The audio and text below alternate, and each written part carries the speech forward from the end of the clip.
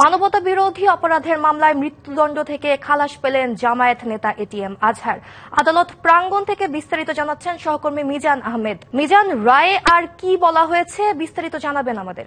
9:49 প্রধান বিচারপতি ডক্টর সৈয়দ রেফাত আহমেদের নেতৃত্বে 7 বিচারপতির আপিলের যে পূর্ণাঙ্গ বেঞ্চ, সেই পূর্ণাঙ্গ বেঞ্চ কিন্তু বসেন এবং পূর্ণাঙ্গ বেঞ্চ বসার পরই কিন্তু আন্তর্জাতিক অপরাধ ট্রাইব্যুনালে এই মামলাটি নিষ্পত্তির জন্য একটি নতুন আবেদন দেয়া হয় এবং তারা মোরাল এবং ইথিক্যাল গ্রাউন্ডে সেই আবেদনটি দেয় এবং সেই আবেদনের পর কিন্তু প্রধান বিচারপতি এই সংক্ষিপ্ত রায় পড়া শুরু করেন এবং রায়ের শুরুতে তিনি জানিয়েছেন যে এটি হচ্ছে এই যে 7 বিচারপতির যে আপিলের পূর্ণাঙ্গ বেঞ্চ, এটি হচ্ছে সব বিচারপতির ঐক্যমতের ভিত্তিতে আজকের এই রায়টি ঘোষণা করা হয়েছে।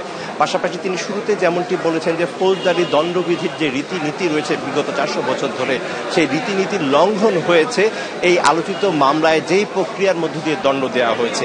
একটি কথা আপনার মাধ্যমে দর্শককে জানাতে চাই যে এই যেই 1971 সালের সংগঠিত গণহত্যা সহ যে সুনির্দিষ্ট 5টি অভিযোগে জামায়াত নেতাকে যে মৃত্যুদণ্ডের সাজা দেওয়া হয়েছিল, সেই ক্ষেত্রে আসামি পক্ষ থেকে প্রধান যে আর্গুমেন্টটি করা হয় সেই আর্গুমেন্টটি ছিল যে সুপ্রিয়র কমান্ড রেসপন্সিবিলিটি, অর্থাৎ ঊর্ধ্বতন কর্তৃপক্ষের দায়ে তাকে ফাঁসির সাজা দেওয়া হয় এবং ঊর্ধ্বতন কর্তৃপক্ষের দায়টি এমন একটি দায়, সেই দায়টির যৌক্তিকতা ছিল না, কারণ তাদের দাবি হয়েছে যে সেই সময়ে কিন্তু জামায়াত নেতা উচ্চ মাধ্যমিকের 2য় বর্ষের শিক্ষার্থী ছিলেন এবং 18 বছরের একজন শিক্ষার্থী কি করে যে ঊর্ধ্বতন কর্তৃপক্ষের দায় নেন সে বিষয় নিয়ে তারা আইনি প্রশ্ন তুলেছিলেন এবং তাদের বক্তব্য ছিল ঊর্ধ্বতন কর্তৃপক্ষের দায়টি শুধু সাধারণ সিভিলিয়ান না, আর্মিদের উপরও ইম্পোজড হয়, অর্থাৎ কার্যকর হয়। সেই ক্ষেত্রে আর্মিদের উপর 18 বছরের একটি যুবকের কিভাবে সিদ্ধান্ত দেওয়ার কার্যকরী ক্ষমতা থাকে সেই প্রশ্ন তারা তুলেছিলেন।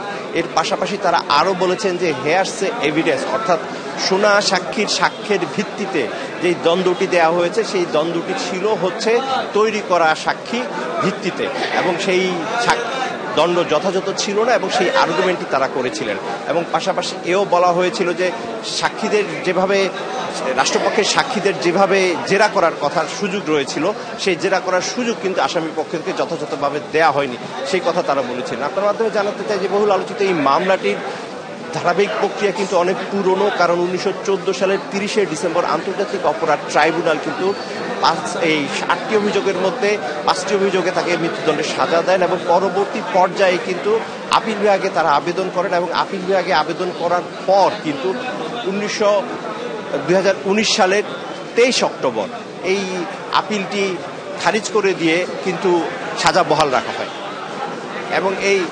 এবং সেই সাজা বহাল রাখার পর কিন্তু তারা আবার পুনরায় সেই সাজার বিরুদ্ধে আপিল করেন এবং সেই আপিলের পর ধারাবাহিকতায় একটি বিস্তারিত শুনানি হয় এবং এই বিষয়ে রাষ্ট্রপক্ষ থেকে, আসামি পক্ষ থেকে এবং আন্তর্জাতিক অপরাধ ট্রাইব্যুনালের প্রসিকিউশন টিমের পক্ষ থেকে কিন্তু আপিল বিভাগে আইনি যুক্তি উপস্থাপন করা হয় এবং সেই আইনি যুক্তি উপস্থাপনের ধারাবাহিকতায় সবশেষ চূড়ান্তভাবে গেল 8 মে কিন্তু এটি রায়ের জন্য দিন ঘোষণা করা হয় এবং সেই ধারাবাহিকতায় আজকে কিন্তু এই রায়টি ঘোষণা করা হলো এবং এই রায়ের মধ্য দিয়ে হয়তো আরও বেশ কিছু পর্যবেক্ষণ আসবে। তবে অতীতের যে প্রেসিডেন্সগুলো রয়েছে আমরা দেখেছি, অতীতে যখনই এই ধরনের এইভাবে কখনো কাউকে নির্দোষ হিসেবে ঘোষণা করা হয় সেই ক্ষেত্রে বলা হয় যে প্রথমে যে তার যে সম্মানহানি হয়েছে সেই সম্মানটি যেন পুনঃস্থাপন করা হয়।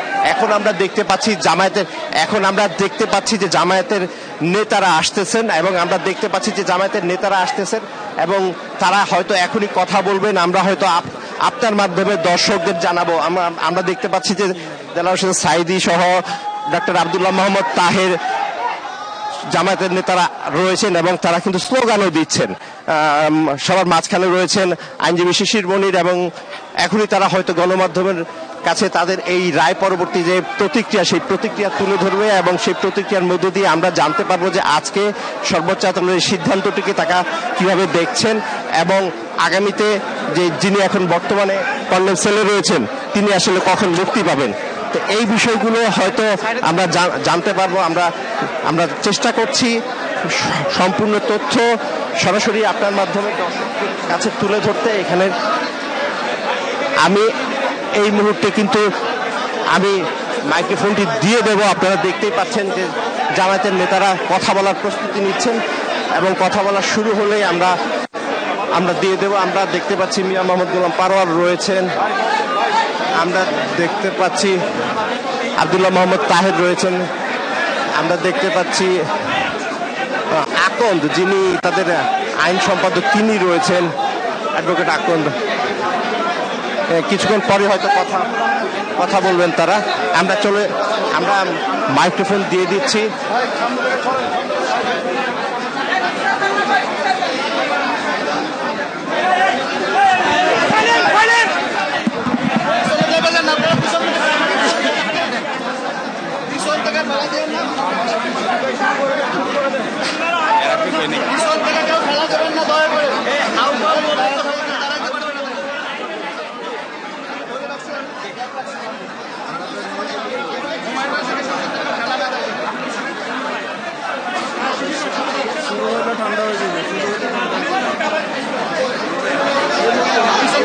একটু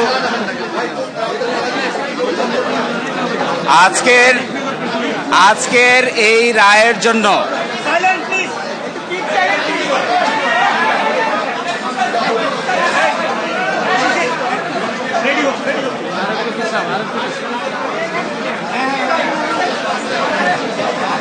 আপনারা কথা বন্ধ করুন।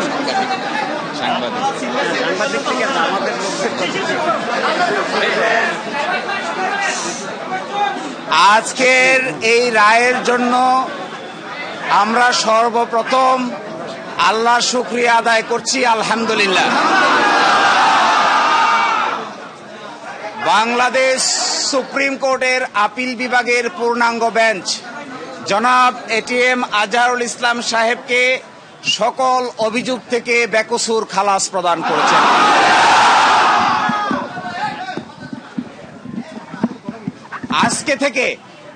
এখন থেকে জামায়াতে ইসলামীর সাবেক ভারপ্রাপ্ত সেক্রেটারি জেনারেল জনাব ATM Azharul Islam is an innocent man.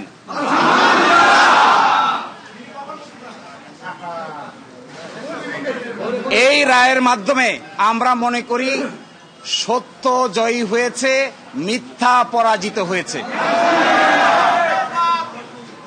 Truth prevailed and falsehood defeated. জামাতের এবং বিএনপির 6 জন শীর্ষস্থানীয় নেতৃবৃন্দকে মৃত্যুদণ্ড কার্যকর করা হয়েছে। 5 জন, অন্ততপক্ষে 5 জন জেলেই কারাবরণ করেছেন, জেলেই মৃত্যুবরণ করেছেন।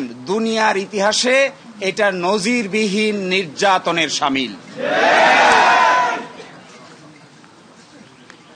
জনাব এটিএম আজহারুল ইসলাম সাহেব সৌভাগ্যবান, তিনি ন্যায় বিচার পেয়েছেন, আল্লাহ তাআলা তাকে বাঁচিয়ে রেখেছিলেন। তাই আমরা এটাও মনে করি এই রায়ের মাধ্যমে সিন্ডিকেটেড ইনজাস্টিসের অবসান হয়েছে। আমরা এটাও মনে করি এই রায় ঘোষণার মধ্য দিয়ে বাংলাদেশের আদালতের মর্যাদা সমুন্নত হয়েছে। এবং আদালত 4টি অবজারভেশন দিয়েছেন।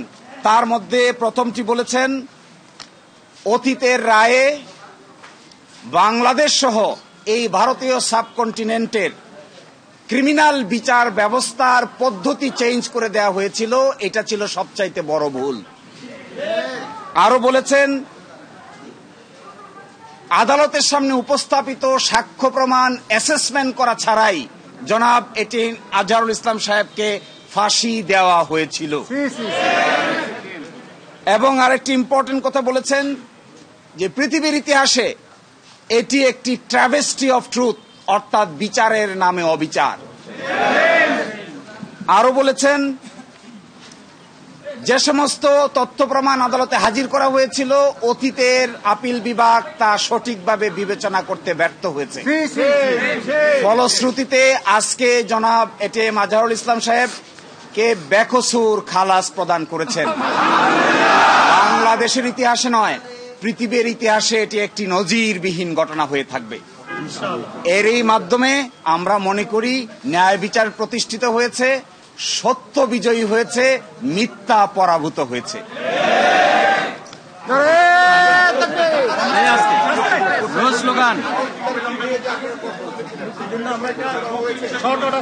জি, আমরা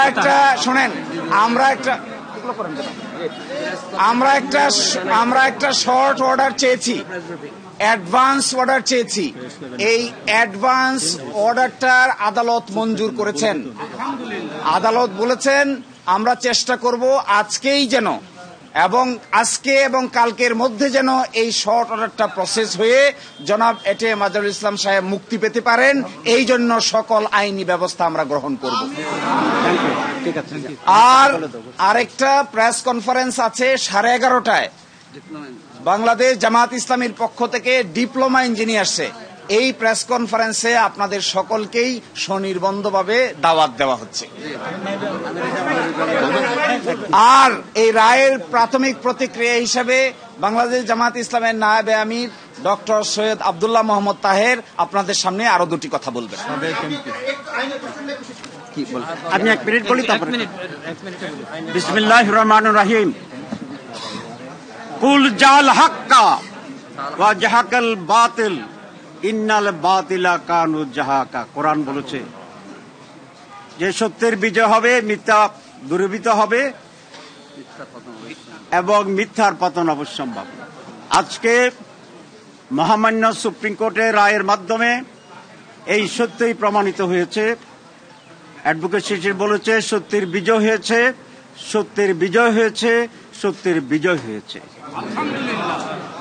আজকে 11:30টায় ডিপ্লোমা ইঞ্জিনিয়ার ইনস্টিটিউটে সাংবাদিক সম্মেলন হবে। সেখানে আমাদের মোহতারাম আমির জামাত প্রেস কনফারেন্স অ্যাড্রেস করবেন। আমি সেই জন্য আর এখানে কথা বলতে চাই না। আমি কোর্টকে ধন্যবাদ জানাই এবং